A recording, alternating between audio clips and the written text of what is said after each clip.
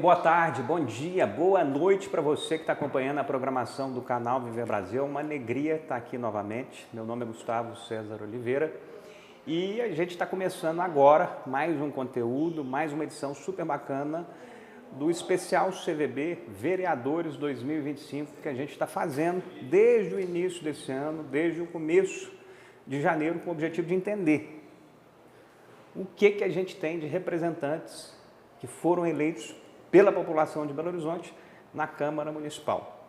O canal Viver Brasil começou em janeiro de 2022 e desde então é transmitido para Belo Horizonte, Betim, Contagem, Nova Lima, Sabará, Juiz de Fora, Governador Valadares, Ipatinga, Uberaba, Uberlândia.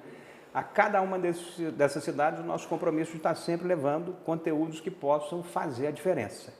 E nesse momento, especificamente, nesta edição, a gente está tendo a alegria de receber aqui uma nova representante de Belo Horizonte. Na verdade, não é tão nova, porque é o segundo mandato dela já como representante, como vereadora.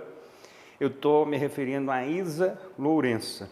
A Isa, ela é uma vereadora original de Belo Horizonte, nascida aqui, criada aqui, que vai contar como começou essas primeiras etapas da formação como política, mas é uma política, uma representante de lado, de posicionamento, e eu acho que é isso que a gente quer escutar, que a gente quer falar com cada um dos seres humanos e seres representativos que estão vindo aqui. A gente quer entender as opiniões, as expectativas e a formação. Então, é uma alegria estar te recebendo aqui, como eu disse.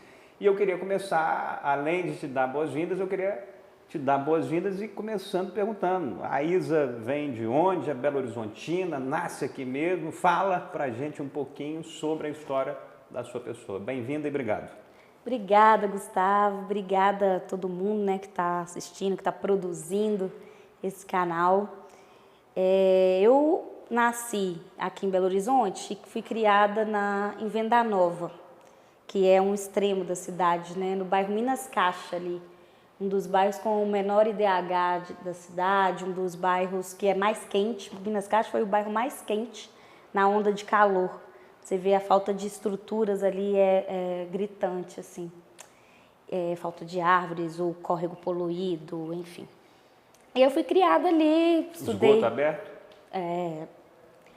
Eu fui criada ali até os 21 anos.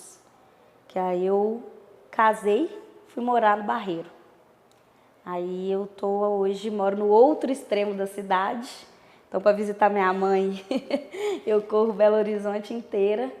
Por isso que a gente sempre falou, até na nossa campanha, a gente Você fala... casou com 21 anos? Casei bem cedo. Uhum. E a gente sempre fala na nossa campanha, do Barreiro a Vilarinho, que é um pouco a nossa representação, assim. Uma candidatura ou uma parlamentar, né, da cidade inteira, né, que corre do Barreiro a Vilarinho. Mas conta pra gente como é que foi... A política? A primeira sua formação aqui em BH. Você nasce em Venda Nova, vai para o Barreiro aos 21 anos. Mas e antes disso, como é que foi lá em Venda Nova? Como é que você foi começando a se encantar pela defesa popular? Como é que você foi a partir de adolescência, adulta? Conta um pouquinho dessa etapa.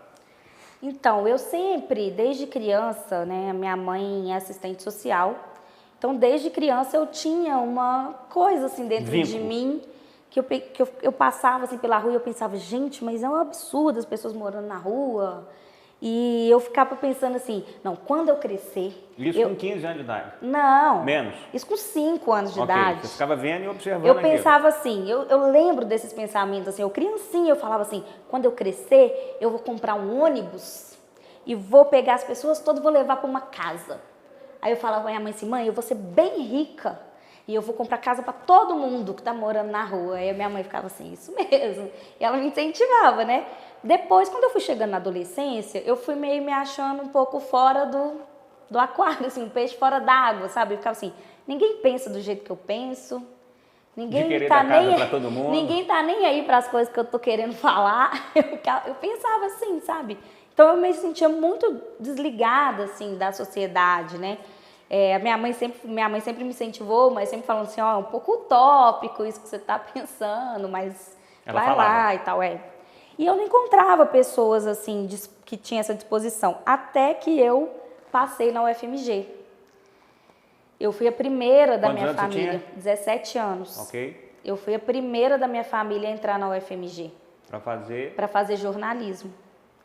E era tão impossível que quando eu falei com a minha mãe assim, mãe, eu vou tentar vestibular da UFMG. Impossível porque você não tinha recurso, não tinha dinheiro. Não tinha dinheiro para isso? pagar cursinho caro, não tinha referência, né? Assim, não tinha. Eu tinha primas que faziam faculdades pelo ProUni, que era muito importante, mas passar na Universidade Federal não tinha. E aí eu falei, mãe, eu vou fazer o vestibular para a UFMG.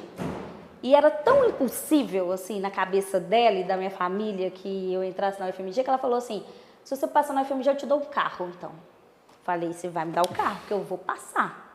E aí, naquele ano ali, quando eu estava no terceiro ano, Ela fez a aposta. Ela fez a aposta. Eu me viro e te dou um carro. Aí, naquele ano, eu estudava na escola de manhã, trabalhava à tarde e fazia um cursinho de bairro, assim, à noite. E 5 horas para dormir. E fazia trabalho, né? Escola, essas coisas todas. E fim de semana estudava também. Então eu fiquei naquele ano num batidão, passei. O carro chegou não. Aqui, só fazer um comentário. Você falando isso aí, eu vou ter que falar. Dessa dinâmica sua aí, ainda com estudo, não era só trabalho. Mas eu vi uma postagem ontem de um cara que eu gosto muito, que é o deputado federal Reginaldo Lopes, ele falando, e é PT, eu estou um pouco preocupado se é PT, pessoal novo, PMDB, eu acho que se tem bons caminhos, ótimo.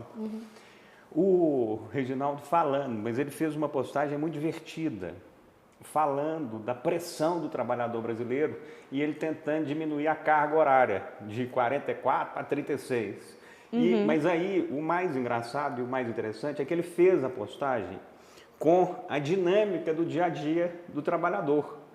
E aí você fala, o cara não tem nem 2 horas para dormir. Se ele tiver que fazer tudo isso, 3 horas no ônibus, 6 horas trabalhando, 2 horas, 1 hora almoçando, não sei o que mais. E aí quando tem filho? Chega em casa, arrumar a merenda, passar a roupa das crianças, fazer o processo para todo. casa. Não tem jeito. Não tem jeito. Então, é uma discussão que eu não sei para onde ela vai se dar, mas certamente com tudo que está acontecendo, com a evolução da tecnologia, com questões de automação para tudo, isso tende a gerar essa possibilidade que ele está colocando. Hoje Mas já é possível, né? Só fazer esse adendo, que eu acho que você ia gostar também, é de uma pessoa que você deve ter como parceiro também, e é um cara que tem posturas e direcionamentos muito qualificados. Isso mesmo. Era só para falar sobre esse movimento aí. Que eu acho super importante. Você tinha 3 etapas, estudo de manhã, trabalho e cursinho. Isso. E aí, nessa correria, passei na UFMG. O carro não chegou, viu? É bom que fique claro, tô cobrando aí direto. Eu falei, e aquele carro? Um dia, quem sabe, né? Ele está em trânsito. Ele tá no trânsito, tá agarrado no trânsito. Aí eu entrei na UFMG para fazer jornalismo, formei em jornalismo, mas eu falo que eu formei em movimento estudantil. Porque quando eu entrei, eu descobri que tinha um tanto de gente que achava o mundo todo errado, que existia centro acadêmico, diretório central dos estudantes, partidos políticos, que era possível entrar em partidos políticos. Então eu descobri um mundo para mim. E eu comecei a me envolver desde que eu entrei no movimento estudantil. Fui coordenadora geral do DCE, fui do conselho universitário da universidade por 2 mandatos, então me envolvi ali. Aí foi quando, em 2018, eu formei na UFMG. Eu estava trabalhando já no metrô, de bilheteira do metrô. Como bilheteira, não é isso? Bilheteira do metrô. Também. E morando no Barreiro. Aí eu falei... Bilheteira, seu horário era qual? De quando a quando? Eu comecei no horário que era de 5 e 5 da manhã a 2 e 5 da tarde. 5 e 5. Mas o horário dela era 5 e 5 da manhã às 2 da tarde. Que hora você tinha que sair de casa? 4, 4 e meia. Você acordava? 3, 3 e meia. Não tem muita conversa, né? É matemático, senão você não ia chegar às 5. Só que eu não aguentei esse horário porque o povo era muito estressado de manhã. Porque todo mundo estava tão bravo de ter que acordar tão cedo, e eram os colegas de trabalho, a população, era todo mundo estressado de manhã. Eu falei assim, não, eu quero ir para a noite. Aí eu fui para a noite. Que aí eu pegava o serviço Da manhã? duas da tarde, às 11 da noite, às 11h05 da noite. Aí o metrô para, né? Aí o metrô para. Aí chegava em casa Foi quanto tempo da sua meia-noite. vida isso? Há um ano. Foi um tempo. Antes de ser vereadora? Antes de ser vereadora. Mas logo ali na chegadinha? É? Tipo, porque uns 6 aí eu anos fiquei. atrás, 7 anos atrás? Nossa Senhora, deixa eu fazer essas contas aqui agora. Eu tô falando, é recente isso na sua vida? Não é uma coisa de 20 anos, de 15 anos atrás? Não, é recente. 2018, que eu entrei, eu fiquei até 2019, final de 2019, dezembro de 2019. Que aí foi quando eu engravidei. Aí saí de licença maternidade e logo depois fui eleita e entrei na Câmara. Então, de bilheteira, você fica grávida, depois de grávida, se elege vereadora Isso. e começa o seu trabalho. Isso. Como é que foi essa primeira caminhada como vereadora? Então, Fala ali olhando para os nossos telespectadores e telespectadoras o porquê que você mereceu triplicar o seu número de votos. Você foi para uma cachoeira de voto e ficou lá, se abençoando. Só pode. Só pode. Ela saiu de 8 mil votos e foi para quase 30. Não é isso? Não, 21. Amanhã é o caminho de 30 já. Quase tripliquei o número de votos. Eu acredito que, assim, primeiro eu trabalhei demais. Isso é um fato, assim, eu busco sempre atender a população e busco pautar as questões que são centrais da cidade. Sintetiza esses primeiros 4 anos para quem está nos vendo. Uai, vou sintetizar. Primeiro ano, 2021, pandemia. E na pandemia, 4 mil pessoas morrendo por dia. E os vereadores lá da Câmara não queriam usar máscara, era contra a vacina. E eu tinha que ficar ali brigando com eles todos os dias. E foi importante que nesse ano a gente fez uma campanha pelo auxílio emergencial em Belo Horizonte. E a gente conseguiu naquele ano. Naquele ano a prefeitura fez um auxílio que deu até R$400 para as pessoas que estavam sem trabalho. Foi na largada da pandemia. Não, 2021 já era no segundo ano da pandemia que teve, que a gente lutou por esse auxílio e conseguiu. Mas no segundo ano teve o reflexo, né? O refluxo.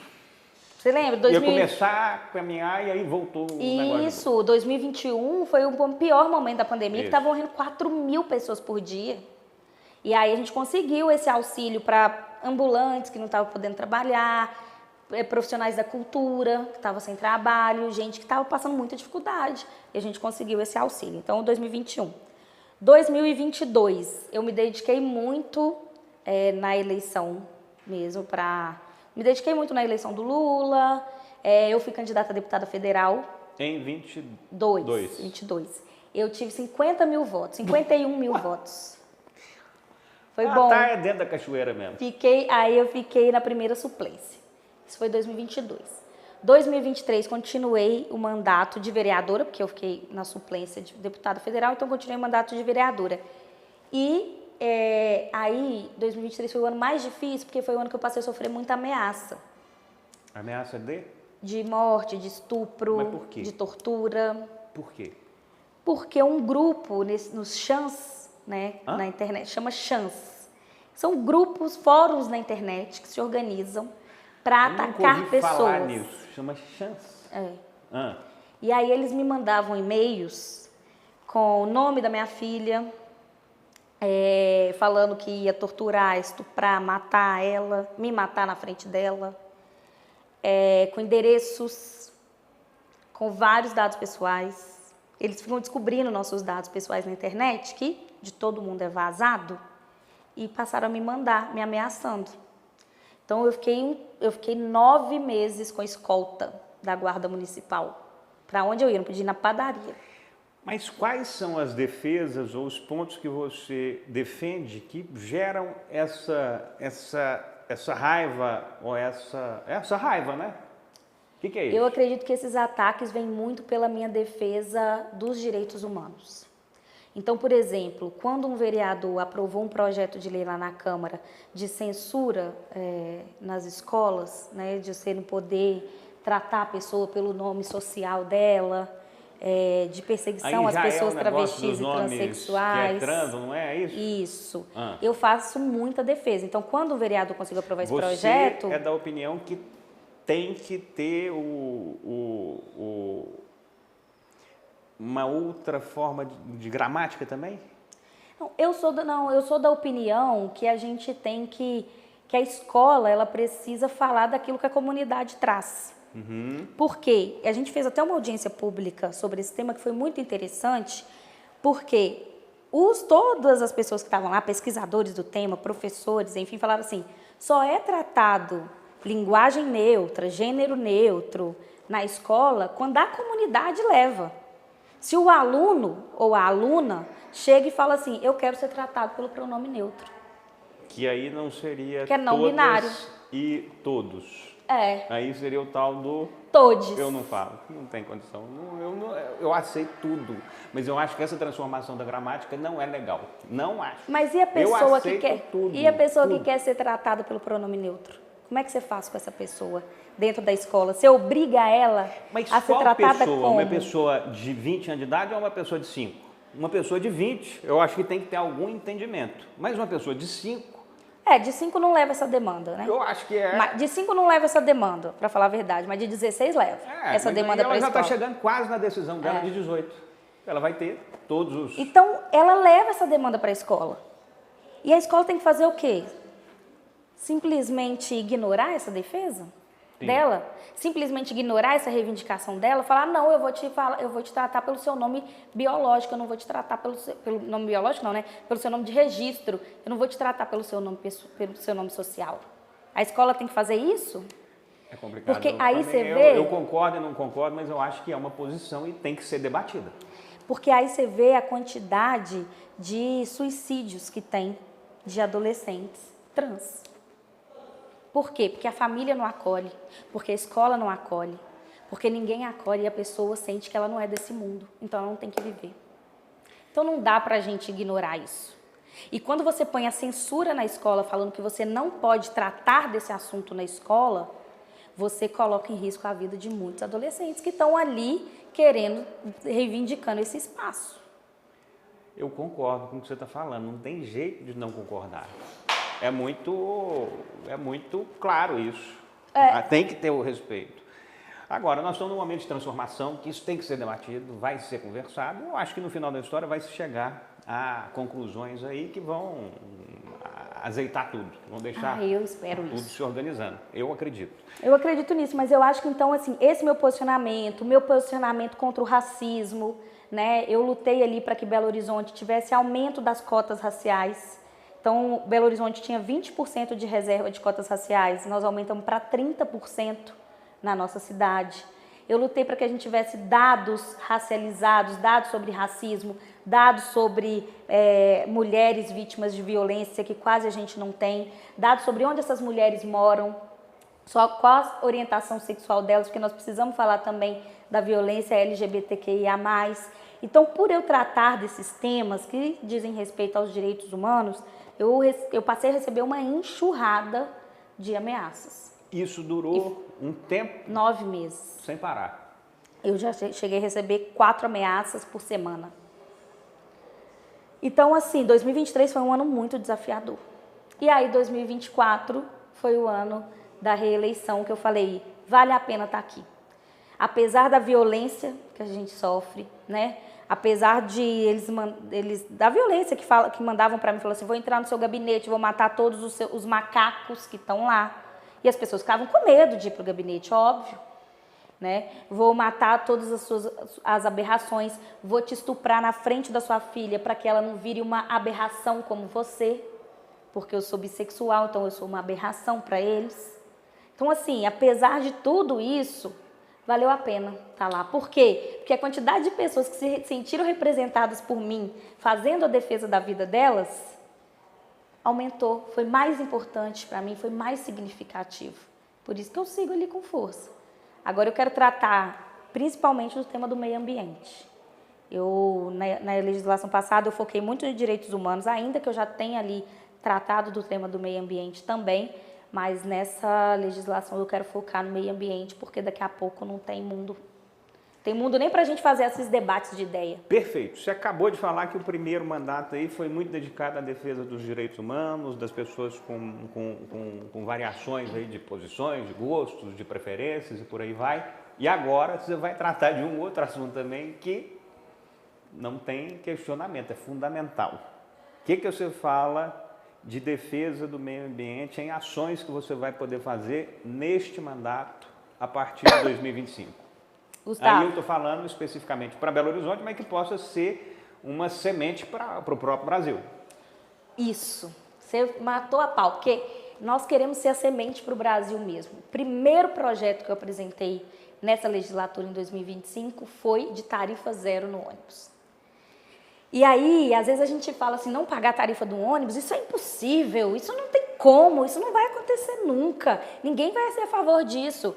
Mas eu consegui a assinatura de 22 vereadores, já é a maioria na Câmara, para assinar o projeto junto comigo, para assinar o projeto.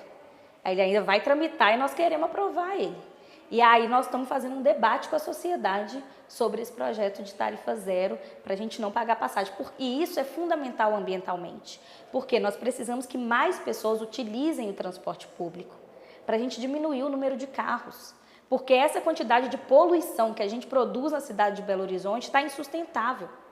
Ano passado, você deve se lembrar de como que a gente teve dificuldade de respirar quando aquela nuvem de poeira não saía da nossa cidade. Então, assim, era muito difícil de respirar. Então, assim, nós precisamos incentivar o transporte coletivo. Então, já vou te dar uma dica. É essencial. Já vou te dar uma dica de uma conversa que eu tive no final de 2024 com uma das mulheres que eu entendo que de fato é uma das mulheres mais competentes que a gente tem aí na política mineira. É uma mulher da luta, de fato, uma mulher bacana e que ela também tem um entendimento muito sensato em relação à política e em relação ao ambiente político, da diversidade de opiniões. Ela consegue se relacionar com o governador Romeu Zema, ela consegue se relacionar com qualquer figura que esteja na gestão do Estado, do país ou do que for. E essa mulher, minha prezada amiga Margarida Salomão, que ela é prefeita de Juiz de Fora e fez um processo lá super bacana que foi, ela falou isso aqui no canal Viver Brasil, inclusive, que é o tal do busão do domingo, domingo do busão. Domingo do busão, ela conseguiu viabilizar lá o ônibus gratuito para 100% da população. Importantíssimo. A partir dos domingos. Mas óbvio que o sonho dela não é o domingo. Sonho dela é todos os dias da semana. Mas aí é uma outra ação. Sim. Não é só ela começar a mexer um pontinho ali. Isso. Aí é uma estrutura financeira, uma estrutura jurídica, não sei, enfim. Ali tem uma pequena semente disso que você está falando. Então, Juiz de Fora pode ser uma referência de algo que está começando. Pode. Juiz de Fora é uma cidade de grande porte, né? Com tarifa zero no domingo. E tem outras experiências no mundo, claro, no Brasil também. E aqui no Brasil nós temos mais de 100 cidades com tarifa zero todos os dias. Mais de 121, para ser bem mais exatas. Só que Belo Horizonte pode ser a primeira capital de grande porte, porque Belo Horizonte é gigante. Mesmo tendo capitais que têm tarifa zero, são cerca de 400 mil habitantes. Belo Horizonte é muito maior, né? 2 milhões de habitantes. Então, nós podemos ser a primeira capital do Brasil de grande porte a ter tarifa zero. Isso é um impacto muito grande. Agora, no mundo, tem cidades tem cidades de grande porte com tarifa zero. Paris, por exemplo, toda vez que eles veem que o nível de poluição está muito acima da média do que eles consideram razoável, eles aplicam a tarifa zero no ônibus para poder incentivar as pessoas a andarem de ônibus e diminuir a poluição. Então, é uma medida possível, só que a gente tem que ter vontade política. Isa, nós estamos aqui já há cerca de 30 minutos. Olha. Passou rápido, mas porque você fala bem e é bom de te escutar. Mas eu queria que você encerrasse, a gente começasse a finalizar esse primeiro programa que a gente está tendo aqui no canal, você citando no seu olhar os 5 principais problemas de Belo Horizonte. Se você fosse priorizar, quais seriam os 5 principais problemas que você iria atacar para resolvê-los? Se eu fosse prefeita... Isso. Primeiro, o transporte. Acho que o transporte de Belo Horizonte está ruim, os ônibus estão ruins. Eu daria um jeito da gente fazer a tarifa zero através do Fundo Municipal de Financiamento da Tarifa e ter mais controle sobre essas empresas de ônibus. É o primeiro ponto, transporte. Segundo, população em situação de rua.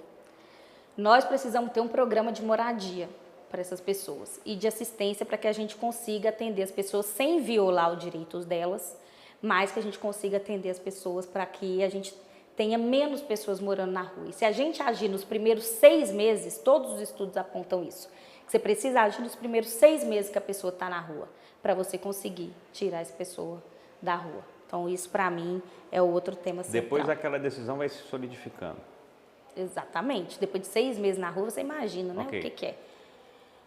A questão ambiental como todo, enfrentamento à crise climática. É preciso, de fato, a gente criar refúgios climáticos em Belo Horizonte. Refúgios climáticos que funcionem de verdade, né? Então, é preciso a gente bancar toda a política possível para que a gente tenha uma cidade melhor para se respirar, porque a crise climática está aí. As temperaturas vão só aumentar. Se a gente fez muito calor no ano passado, esse ano vai ser mais calor ainda. No ano que vem, mais calor ainda. Vai ir aumentando. Isso. Então, nós vamos ter que se preocupar com a crise climática. E eu acho que isso é central. Quarto, as escolas de Belo Horizonte. Nós precisamos valorizar mais, principalmente os trabalhadores terceirizados que estão ali. O que acontece? Hoje, são trabalhadores terceirizados que são precários, que atendem as pessoas com espectro autista, por exemplo, ou que tem alguma deficiência. Aí, numa mesma sala, tem um trabalhador ali que é terceirizado, contrato muito precário, salário muito baixo, que não tem formação continuada e que tem que atender 3 crianças. Então, a inclusão nas escolas de Belo Horizonte está muito ruim. Eu acho que isso é central. E o quinto, nas escolas de Belo Horizonte também, nós precisamos ter horário integral. Porque as EMEIs hoje, principalmente as das periferias, as de Venda Nova e as de Belo Horizonte, não têm horário integral. Tem horário integral nas creches conveniadas, mas as creches conveniadas estão concentradas no centro da cidade. Isso faz com que uma mãe do Barreiro, uma mãe de Venda Nova, não consiga trabalhar porque não tem com quem deixar seu filho. E a criança, muitas vezes, e a criança que tem direito à educação, muitas vezes não consegue nem ir na escola, porque para uma mãe que mora longe, fica muito difícil um horário de 6 às 11, de 7 da manhã às 11 da noite, às 11 da manhã. Então, é preciso estender esse horário para atender as crianças em horário integral, porque isso é o direito da criança à educação e o direito das famílias para garantir seus sustentos. Tá claro, eu acho que são 5 pontuações aí fundamentais. Eu queria te colocar, prezada Isa, primeiro, a alegria de escutar. A gente está escutando todas as vozes. Se Deus quiser, nesses próximos dias, a gente vai ter a presença de todos os vereadores e vereadoras para falar aqui, conforme você está falando, e contar um pouco sobre essas experiências e expectativas. Em relação para finalizar, de fato, em relação a este momento que a gente está vivendo, atípico em Belo Horizonte, onde a gente tem um prefeito que foi eleito de maneira legítima, que lutou, que trabalhou para aquilo, teve uma situação infeliz e imprevista e está ali se recuperando. Mas já tem um tempo, parece que já tem 4 licenças de 15 dias, nós já estamos chegando em março, e realmente fica uma coisa meio sem definição. E aí, ontem mesmo, o próprio presidente Juliano Lopes falou de uma maneira mais incisiva. Eu queria que você falasse como é que está esse sentimento, esse momento, se realmente está parado, as coisas estão andando, e você colocar aí a sua expectativa de como que você quer terminar esse mandato, esse segundo mandato, tão bem votado, para que você tenha novas caminhadas em 2028.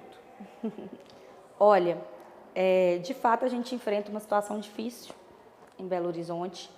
Eu acho que o prefeito está lutando muito, né, pela saúde dele, mas é isso, não tem a condição de assumir a prefeitura de Belo Horizonte nesse quadro de saúde, né?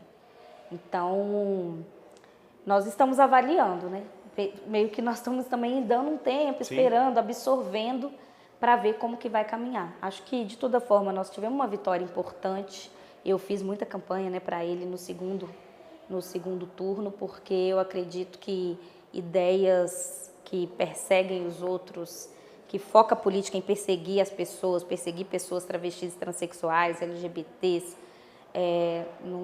perseguir a cultura, perseguir a educação, não podia governar Belo Horizonte. Então, eu acho que nós estamos, pelo menos, de um lado importante de democracia em Belo Horizonte. E quero dar esse tempo para ver como caminha a prefeitura, seja com o Fuad ou seja com o prefeito em exercício agora, o Álvaro Damião.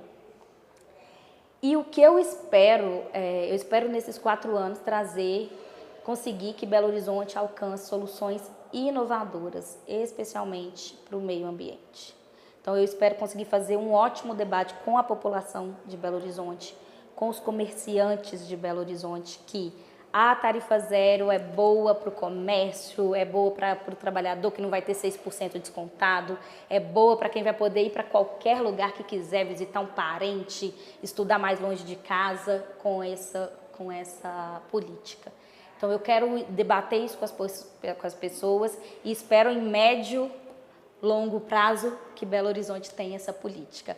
E, assim como essas, acho que nós podemos pensar também outras políticas inovadoras para enfrentar a crise climática na nossa cidade. Isa Lourença, que alegria, a dona dos votos.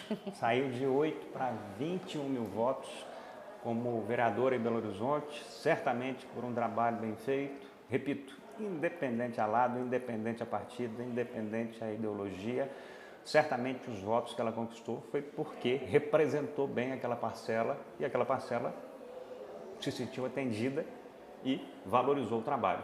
Parabéns, bem-vinda. Muito obrigada, Gustavo. Boa sorte nos próximos anos aí na Câmara de Belo Horizonte e na sua vida como um todo. Obrigado por ter participado aqui conosco. Obrigada pelo convite, pelo carinho e conte comigo. Obrigado a você que esteve aqui acompanhando mais essa programação do Especial CVB Vereadores 2025 em Belo Horizonte e o nosso compromisso de estar sempre trazendo conteúdos que possam ajudar na sua reflexão, nas suas decisões, na sua vida de modo geral. Até o próximo.